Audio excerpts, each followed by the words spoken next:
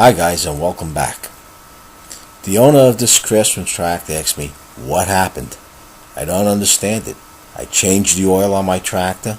I check it before I use it. There's always plenty of oil, and I even clean the tractor off every time I use it. Let's take a better look at this. This is the lower part of the engine block.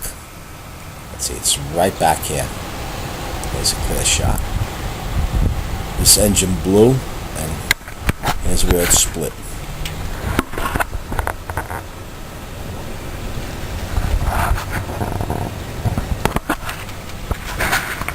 All in all, this motor's in pretty decent shape as far as it being clean. It's a Craftsman with a 15.5 overhead valve. Let's take a look under the hood.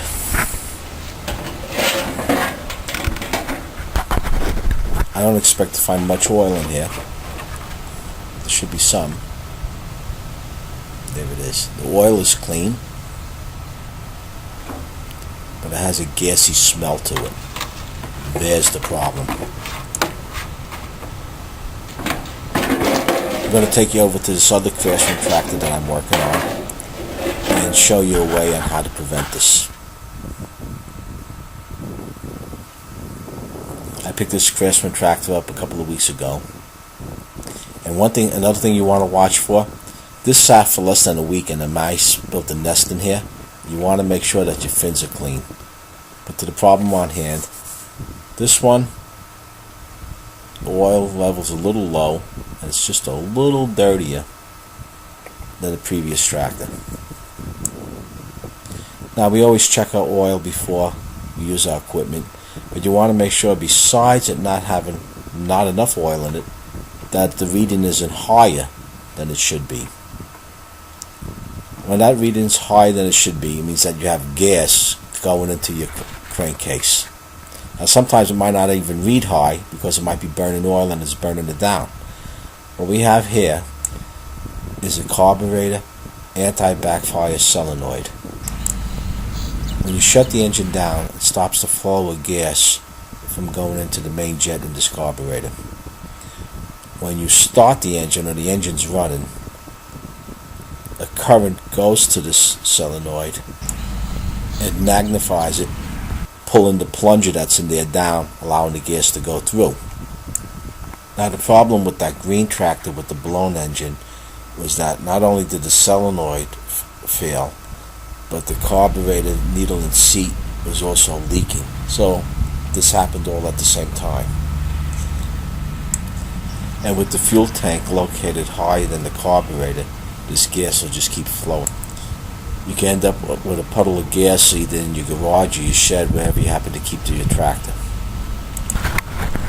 Now let's get to the prevention. For an investment of less than $10, including shipping and handling, you can pick up these two clamps and this shut-off valve, this inline fuel shut-off valve, at about 5 minutes of your time. You want to pick a spot on the fuel line that's easy to get to and away from moving parts. And the tools you'll need, a razor blade, something to cut the fuel line, a pair of pliers to put the clamps on. As far as the gas, I ran the tractor dry, but if you have gas in your tank, just clamp this hose. You can use a pair of vice grips just to keep it from running out. Once you have the gas taken care of, just cut this fuel line, install a clamp on each end, slide in the valve, move the clamp over, and you have it. This inexpensive inline fuel shut-off valve will save you a ton of aggravation and money. If the solenoid is not working along with the needle and the seat in the carburetor leaking, it can also cause a hydraulic lock. Let me explain what that is. When the gas comes into the carburetor and the solenoid doesn't work along with the needle and seat leaking gas, it goes back up into the engine. Now, when it goes into the engine, it eventually fills up all the way inside the cylinder, and it seeps past the rings and fills the oil with gas. Now your engine is full of gas and oil. That was the original problem on that green tractor with the blown engine. And if you're lucky, when it goes through a compression stroke, and the valves are all closed, the fuel that's stuck in the cylinder stops it from moving and makes it sound like the engine is totally locked. I say if you're lucky, because this can be taken care of and you don't have a blown engine. Well guys, that's a wrap. If you have any comments, post them down below, and if you enjoyed the video, give it a thumbs up and pass it along. And if you haven't done so already, be sure to subscribe. Until next time, stay safe.